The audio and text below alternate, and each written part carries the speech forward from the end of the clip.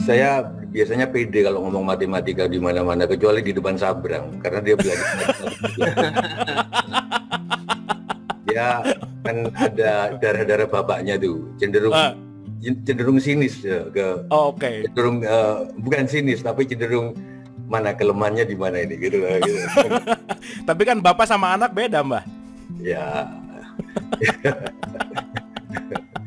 Dia kayak Arjuna sama Abimanyu kan, Abimanyu pernah dibuang. Ini Sabrang kan pernah dibuang kalau nggak salah ke Kanada itu. Cuman diantar ke bandara, nggak dikasih sangu, nggak dikasih apa. Tahu sendiri di Kanada kan, teman-teman di Kanada ya Mas Ketama lebih tahu lah, sering di luar ya. Suhu bisa minus berapa itu di sana. Nggak mati udah untung.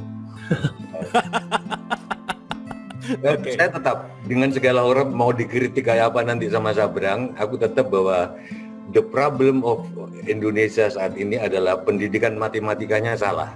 Matematika diajarkan sebagai hitung-hitungan.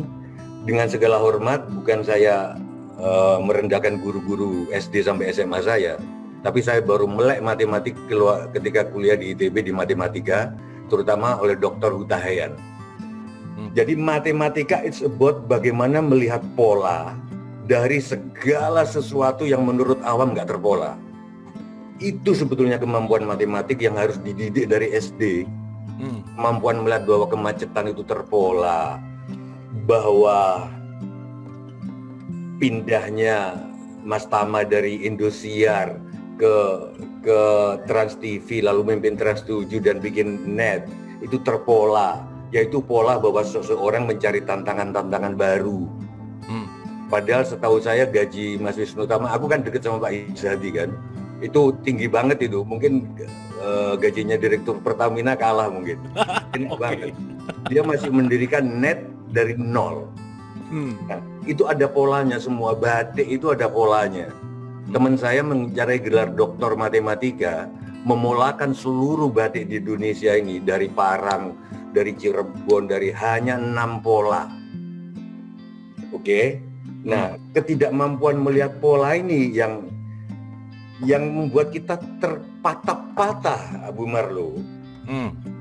Saya misalnya ketika melihat Mas Tama dicopot dari Kementerian Pariwisata, saya nggak ikut memaki-maki kayak netizen, karena secara matematik saya sadar jabatan menteri adalah jabatan politik.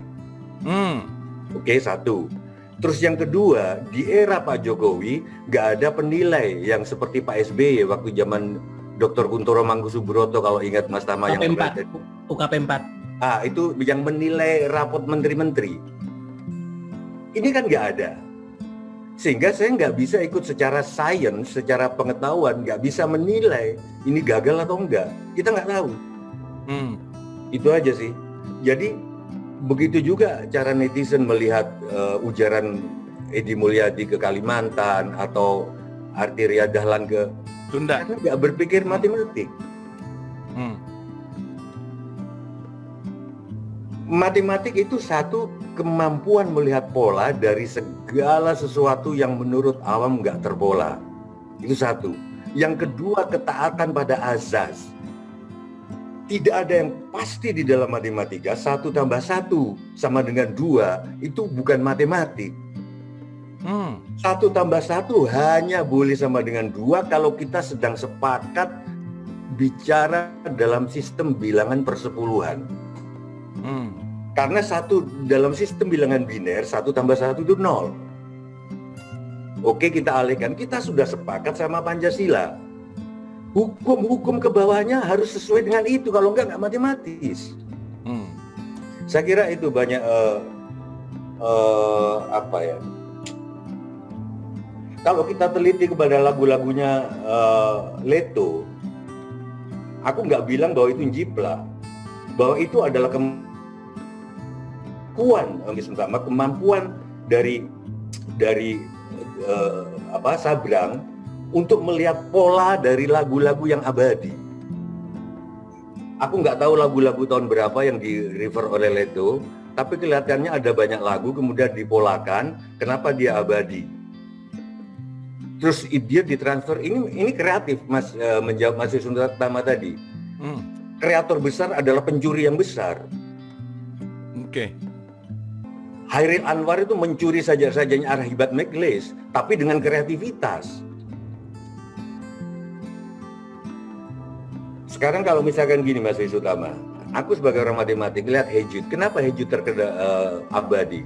Karena taat azas pada satu unsur itu yang dikembangkan, gak neko-neko. Hejud, don't make it bad, take a sad song and make it better. Aku polakan ya, ta ta tu wa ta ta ta ta ta ta ta ta ta ta. Intinya itu kan, ta ta ta ta ta ta dikembangkan, dielaborate menjadi ta ta ta ta ta ta ta ta ta ta, dielaborate gitu. Lagu-lagu yang abadi umumnya konsisten pada satu unsur yang dielaborate. Itu kekuatan Leto juga. Jadi kalau ini makin dipres lagi, diabstraksi lagi, bukan nada, lebih simpel lagi, Abu. Pa pa pa pa pa pa pa pa pa pa pa pa pa. Itu kan konsisten. Konsisten seperti Mas Wisutama sering bilang, nggak tahu di mana aku pernah dengar, ketika Mas Tama melukiskan mentornya yaitu Pak Hairul Tanjung, kekuatan dari Hairul Tanjung adalah begitu dia punya mimpi, mimpi itu seolah real di depannya, dan dia disihir oleh itu, dia konsisten dan persisten. Maksud saya sepenggal lagu tata ta konsisten aja di situ, terus dikembangkan. Seperti halnya Pancasila dikembangkan menjadi sampai turunan-turunannya itu, tapi konsisten. Abu Marlo, ini kunci kita menghadapi masa depan. Satu lagi yang aku sering paling jelas ya di samping Hejud, Simfoni 40.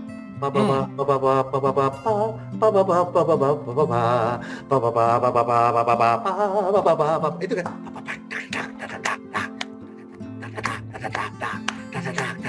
intinya itu kan. Maka saya salah satu kenapa rakyat Indonesia bodoh ketika Mbah dulu di matematik kok belok ke musik. Musik itu sangat matematik. Oke. Musik itu sangat matematik. Kuncinya di dawai 2, di instrumen manapun di seluruh dunia selalu do sama sol. Do re mi fa sol do sol. Kalau di gamelan 6 ro. Selalu yang 2 karena itu dasar dari musik, frekuensi do sama sol. Jenis kelaminnya baru nada ketiga. Kalau mi-nya itu mi berarti dia mayor. Kalau mi-nya itu dikurangi setengah jadi ri itu minor. Matematik musik itu. Makanya saya sangat setuju bahwa matematika adalah orkestrasi dari seluruh konsep-konsep kehidupan, mau kimia, fisika, dan matematika adalah musik yang berbunyi. Thank you.